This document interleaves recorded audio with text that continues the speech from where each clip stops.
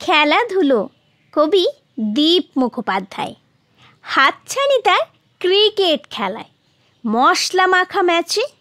বললে দাদু মুন্ডুখানা একেবারে গেছে। শোনো রে ভাই শোনো, গড আপ ক্রিকেট এমন তর খেলিনি কখনো। মনের ভেতর সত্যি ছেলের ভীষণ রকম ভাবায়।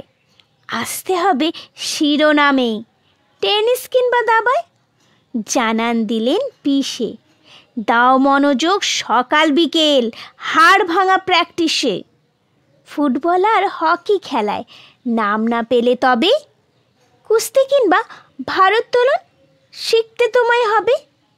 জবর রে ভাই জবর, 100 মিটার দৌড়ে হতে প্রথম পাতার খবর। অমান্য নয় কোচের কথা, পদকগুলো তোলো। তাই তো ছেলে কাটছে সাঁতার, খেলবে ওয়াটার পোলো। বললে সবাই রোখো, নাম কিনতে কবাডি চাই, নিদেন পক্ষে খো খো।